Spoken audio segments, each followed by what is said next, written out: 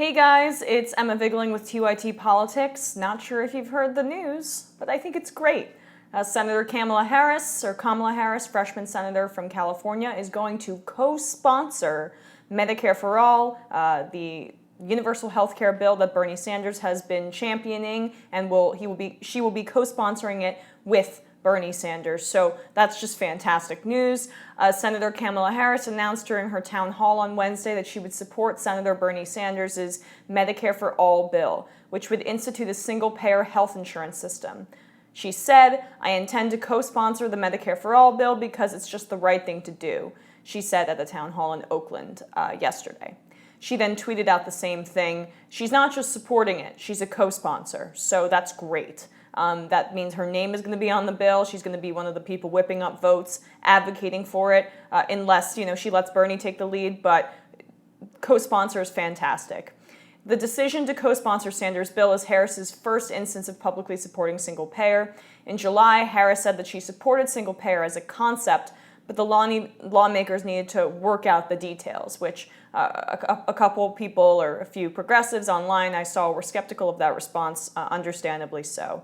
Sanders said earlier this week that he was building support for his Medicare for All bill. This is obviously concrete evidence of the support that he had been building. On Wednesday, Sanders thanked Harris over Twitter for her announcement as well. "Thank you, Kamala Harris, for your support. Let's make healthcare a right, not a privilege," he tweeted. So obviously with this new political capital, Bernie Sanders has been whipping up votes behind the scenes with the Democratic Party in terms of this Medicare for All bill. It's not going to pass Donald Trump. There's no chance in hell that it passes Donald Trump. If it passes through the Senate, it's a miracle altogether.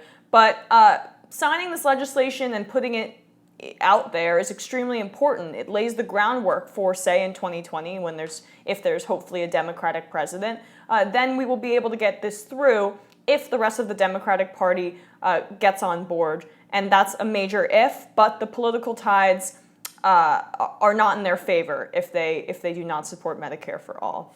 So in March, she called healthcare a right, saying that seeking to repeal the Obamacare bill and throw millions off insurance, by doing so, Republicans are sending the message that healthcare is not a civil right, that it is a privilege. So she essentially kind of said there that healthcare is a civil right and is now backing it up with this bill. So very, very good news. I'm thrilled. I honestly have been frustrated by some of the response from progressives because it's almost like people want to cut off their nose to spite their face. That's a phrase my mom often uses to me when I get into fights with my sister. We want this. We want single payer. We want this bill. We want this bill to gain popularity. We want centrist Democrats on board. And Kamala Harris, she has her issues that I'll get into in a little bit, but she is a bit of a question mark on a lot of things, and we need to reserve judgment in terms of legislation that she's going to put her name on. And with this bill, she's taking a great step forward and really fighting for the American people. And I'm extremely pleased that someone who has the establishment's ear, much more so than someone like Elizabeth Warren, who also the establishment can tolerate. But Kamala Harris is the darling, the face of the new establishment Democrats. But if she is more progressive, that's great for the Democratic Party. That's great news if this is their face. She deserves a lot of credit for this move, and I do think it's the wrong time to be extremely critical. I will get into the caveats in a little bit. It's time to praise her. And Kirsten Gillibrand, who is more conservative by all accounts than Kamala Harris. Again, we don't know a ton about Kamala Harris yet in terms of her legislative record. So, but Kirsten Gillibrand's on board for Medicare for All as well, and she's a pretty conservative Democrat from New York. And what this means to me is that this is an eventual Democratic Party position.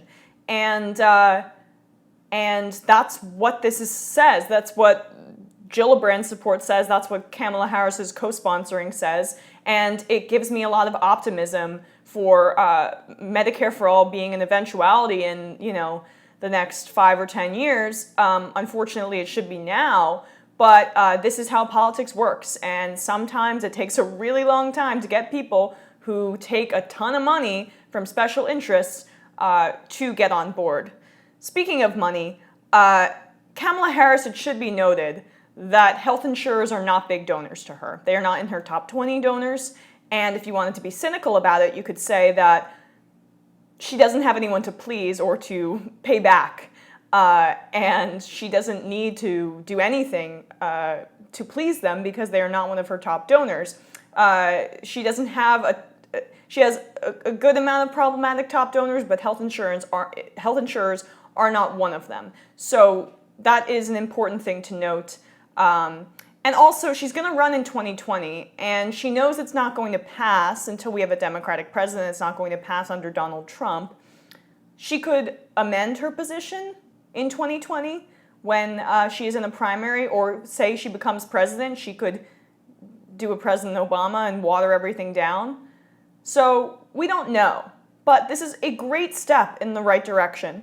Let me break down who Kamala Harris is a little bit. I've done this in a previous video, but she doesn't have a ton of history on healthcare in her state. Now, as you guys may have heard, California attempted to pass single payer, and it passed, and it would have passed without the governor's interference, the Democratic governor's interference. So her singling that she wants single payer to go forward is a important move for that California fight to get single payer in their state, because she is, again, the freshman senator that's getting all the attention from California. And again, as I first mentioned, she is a mixed bag. During her first year as California Attorney General, she joined other states' attorneys in brokering a $25 billion nationwide settlement deal with the nation's 5 largest mortgage institutions: Bank of America Corporation, JP Morgan, Wells Fargo, Citigroup, and Ally Financial, for improper foreclosure practices during the recent housing market crash. By the way, New York Times wrote a story this morning about how Wells Fargo's false accounts fraud was even worse than we initially thought, by over 1 million fake accounts. So go check that story out. Very interesting stuff. So yes, she was one of the people that spearheaded this $25 billion settlement from 5 huge banks in this country. So she took them on, which is great news for her progressive credentials. Again, I'm going to get to the stuff that is very concerning afterwards. She also refused to seek the death penalty against a cop killer. She's pro-gay rights, which, most Democrats are, but when California attempted to block gay marriage, she was against that. She sued for-profit colleges for false and predatory advertising, securities fraud, and intentional misrepresentations to students, and won over $1 billion for the state. For-profit colleges are scams and really, really bad for this country. They just hurt students, and students need a lot of help given the amount of debt that people our age and students all over the country of any age are in right now. So that's a really good thing that she did while she was Attorney General. But, and here's the but, she's fundraising with Clinton people in the Hamptons recently. All of these Clinton people. And most damagingly, she refused to prosecute Steve Mnuchin and One West Bank. Steve Mnuchin is obviously an incredibly important person in public life now, Treasury Secretary, so maybe she should have done that then, when he was essentially defrauding the American people and spearheading that process. Elizabeth Warren hammered him in her questioning of him, and Mnuchin is one of the most dangerous people in the country. The Intercept broke an article where just showing internal memos that recommended prosecution of One West Bank and of Steve Mnuchin himself when he was heading it, because of the horrific practices that they underwent in terms of this robo-signing, I believe it's what it's called, with these mortgages, defrauding the American people. Despite internal memos explicitly mentioning numerous prosecutable offenses by Mnuchin and co., then California Attorney General Kamala Harris refused to prosecute. She never gave an explanation for her decision, and Mnuchin later donated $2,000 to Harris's campaign. It was the only donation to any Democratic candidate that he's ever given. So basically, as a reward for not prosecuting him, he donated to her. A very small amount for a Senate candidate, but I'm sure she paid attention to that. So again, I am frustrated by some of the response to this. I understand it. I think that we should be happy today. We can be watchful and we can be critical when necessary, and we can keep an eye on what she's going to do in the future. But again, she's a freshman senator, and we don't really know what her entire career is going to be like going forward. Could she have some progressive qualities that we don't know about? Sure. And the fact that she's co-sponsoring this with Bernie Sanders, I mean, he trusts her enough, but apparently for some progressives online, that's not enough either. So I hope that she maintains this support, and I think it's a really good day for progressive priorities in America. It signals, more than anything, that the Democratic establishment is taking seriously calls for Medicare for all and single payer and universal health care.